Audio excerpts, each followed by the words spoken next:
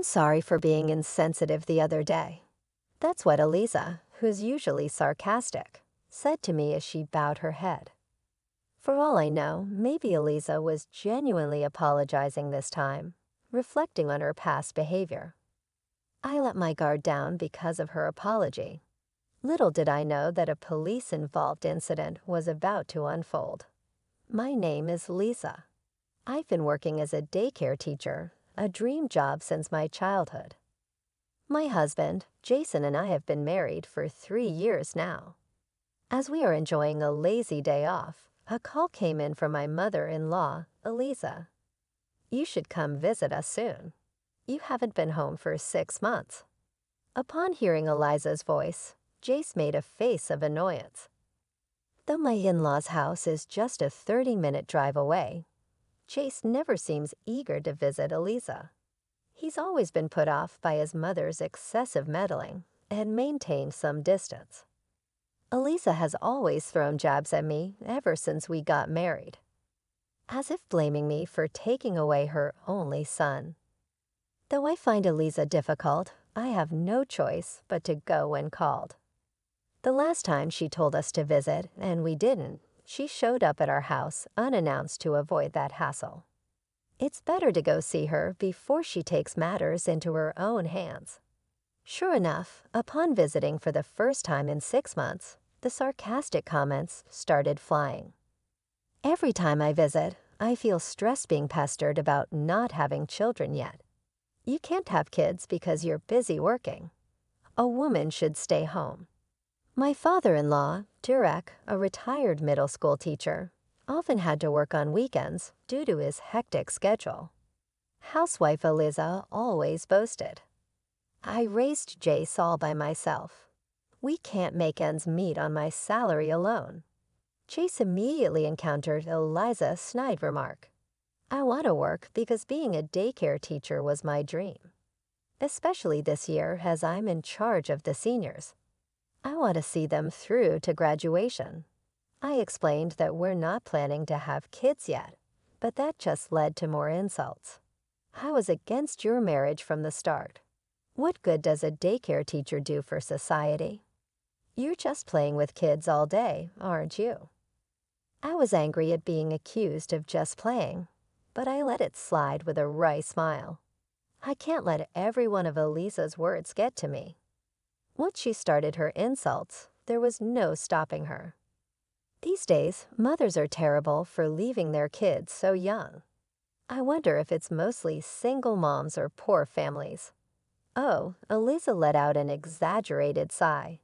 I can handle her criticizing me for not having a job or kids, but I can't keep my emotions in check when it comes to her prejudices against parents. Look, parents are struggling every day to balance work and raising their kids. What you've done spending so much time with your children is commendable, but not every family can afford to have a stay-at-home parent.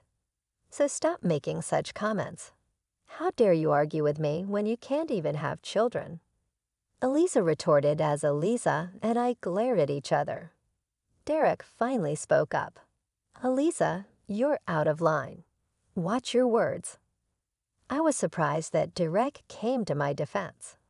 He's a man of few words and usually stays quiet when we visit. Apparently, Eliza doesn't realize she's being offensive. What's wrong with speaking the truth? Children who are left in daycare probably won't turn out well. She continued, ignoring Derek's warning. Eliza reiterated her prejudiced views. Angry at her comments, Jace started to hastily J-trillion-EADY to leave. Enough is enough, Lisa. Let's go. Eliza wanted to stop her son, but Jace was already heading for the door without looking back. He's become so cold to me since he got married. Eliza became hysterical, perhaps because her son was being cold to her. She blames me, but Jace is cold. Behavior isn't new. Ever since he moved out, he began questioning Eliza's excessive interference. I was shocked to learn she'd go into his apartment with her own key and read all his mail. What are you standing there for? Go get Jace right now, she commanded. Jace, who had already left the house, was ordered to be called back. Feeling irritated, wondering why I had to be given orders in the first place. It's sad, isn't it? You are always around, yet you're disliked. You mistake it for love, but it's just excessive interference. Thank you for showing me how not to raise a child. I snapped. I knew we wouldn't see each other for a while, so I let it all out. I was also angry about her terrible comments about daycare parents. I felt a sense of relief getting that off my chest. Her face turned red with rage. You'll see. I'll kick a nasty woman like you out of my house. Elisa slammed the front door after kicking me out. I figured this means I won't be called or visited for a while. I told Jace he was waiting for me outside the entrance. What had happened? Good on you for standing up to Mom. We'll have some peace for a while now. I felt reassured by Jace's words, but what Elisa said last still bothered me. If we don't hear from her, I guess we don't have to visit for Christmas. A few days after thinking this, Jace got a message from Elisa. She's asking if we'd like to come to a pizza party. She said she regrets what she said to Lisa and wants to apologize. Jace asked me what I thought, and I hesitated. Honestly, I can't imagine Elisa actually apologizing. The olives on the pizza are from a friend's farm. They're really fragrant and delicious. Let's just go. And if Mom starts her snide remarks again, we'll just take the pizza and leave. I couldn't help but laugh at Jace's suggestion. That's when I remembered Jace has a real love for pizza. All right, let's go. I'm curious to see if Elisa will actually apologize. So we decided to visit my in-laws' home again on our next day off. As soon as we arrived, Elisa immediately apologized. I'm sorry for my insensitive remarks the other day. Can you forgive me? Elisa's deep apology made her seem like a different person. After that, Elisa and I chatted and laughed. This might be a first since we got married. Elisa, you sit here. If you want seconds, just let me know. Elisa had even portioned out several pieces of pizza for each of us. Apparently, she's a bit of a germaphobe, even when it comes to family. The fresh pizza emitted an appetizing aroma. I noticed Derek wasn't around as we sat down to eat. According to Elisa, he was working in the yard, and she said to eat without him. I guess we'll start then. Jace quickly grabbed a slice and took a big bite. The moment Jace picked up the pizza, I smelled its wonderful aroma. Elisa urged us to eat the hot pizza quickly, so I took a slice. The colorful veggies on top looked delicious. Eager to enjoy the acclaimed olives, I took a careful bite. But the moment I bit into it, something fell off. The bacon was juicy and the abundant veggies were delicious. But the olives and asparagus don't have any fragrance. I muttered in a low voice, but I couldn't complain about food that was prepared for us. Jace, do you taste or smell the olives on your pizza? I quietly asked Jace, making sure Elisa couldn't hear. He nodded as if it were a given. I thought maybe my nose was stuffed because I was catching a cold, so I continued to eat. 20 minutes after we started eating, Derek comes back from the yard and takes his seat. I must have looked puzzled while examining the pizza toppings. He asked what was wrong. I looked at Derek and said I was just thinking. I don't smell any olives or asparagus. Then Elisa's voice comes from the kitchen. It's on there. Trust me. The moment I hear Elisa's laughter, Derek slams my plate off the table. Spit it out. How much did you eat? The plate shatters loudly on the floor. Caught off guard by Derek's uncharacteristic yelling, I stammer. I ate a few slices. Jace asks what's going on, but Derek just keeps insisting that I spit it out. Elisa, on the other hand, doesn't come out of the kitchen, even though Derek is shouting.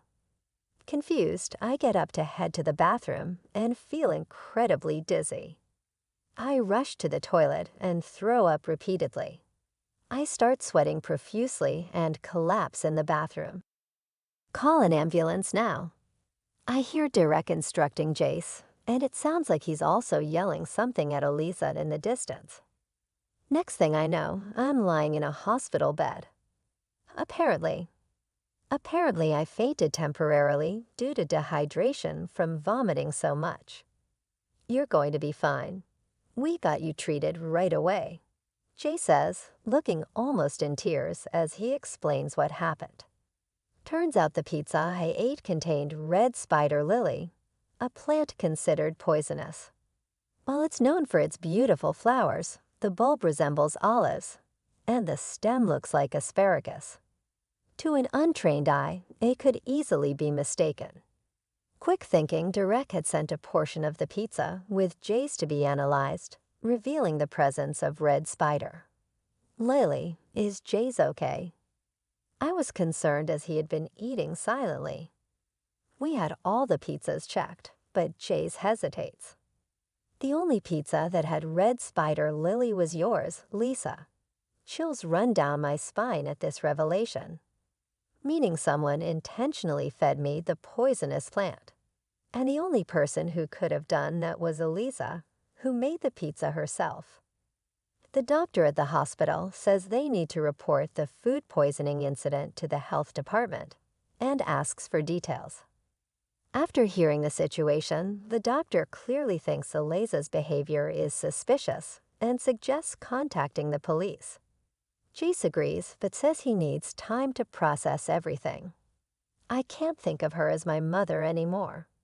She's a criminal. What would have happened if Dad hadn't noticed? I recall seeing news about people dying from consuming red spider lily. The thought that I could have been one of them terrifies me. First, I want to talk to Derek. I'm too scared to speak with Eliza right now. When we leave the hospital, we call Derek. He had left multiple calls and messages. However, what's even more terrifying is that there had been no communication from Eliza. Are you okay? No matter how much I question Eliza, all she says is that she made a mistake. But I'm sure she did it on purpose. Even the usually reserved Derek seemed agitated. I've been holding back, but I can't take it anymore. She really is something. Upon hearing about Eliza's shocking past from Derek, both Jace and I were stunned. Eliza lured me in, claiming she wanted to apologize, but she intended to harm me all along. Anger surged within both Jace and me, so we decided to confront Eliza directly.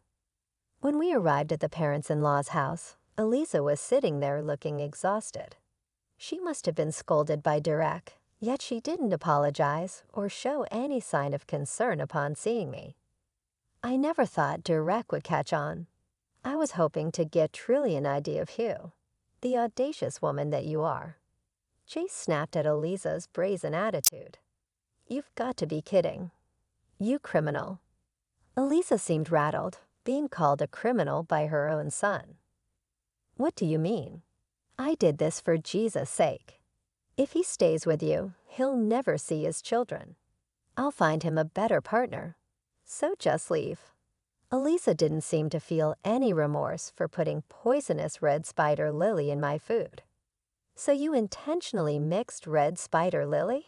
You wanted me to lose my life. Was this premeditated? Yes, I did it on purpose. Red spider lily grows nearby. It's easy to get. It's a shame you didn't eat more. You would have done more than just throw up. Jace lunged at Eliza in rage. I stopped Jace and pulled out the voice recorder I had in my chest pocket. Eliza, you've confessed to intentionally harming me, and it's all on this recorder. I'll be filing a damage report with the police. Eliza paled at the mention of the police. What? You'd send a family member to prison? Yes, and both Derek and Jace have agreed. Besides, you've done the same to Derek in the past. I relayed what I'd heard from Derek. There had been a major fight over a trivial matter before the day after the big fight. Derek noticed that dinner's pizza had no smell of olives. As a former middle school teacher, he was always cautious about food poisoning and knew what could be toxic. Instantly, he thought of red spider lily. Derek faked a stomach ache and didn't touch the pizza after Eliza went to bed. He checked the trash can and found remnants of red spider lily, which terrified him because of his past experiences. He was able to quickly tell me to spit it out. I can tolerate it if it's just me, but I can't allow harm to come to someone important to my son. We're getting divorced now. Derek had been able to focus on work because of Eliza's support. She had helped raise Jace, so he couldn't easily bring himself to say divorce. He knew red spider lily had been mixed into the pizza, but never blamed Eliza before. But now he seemed resolved to give up on Eliza. Eliza, who never thought divorce was on the table, was stunned. "How am I supposed to live now? I'll give you this house. We have some savings. They'll be your retirement fund once we distribute the property."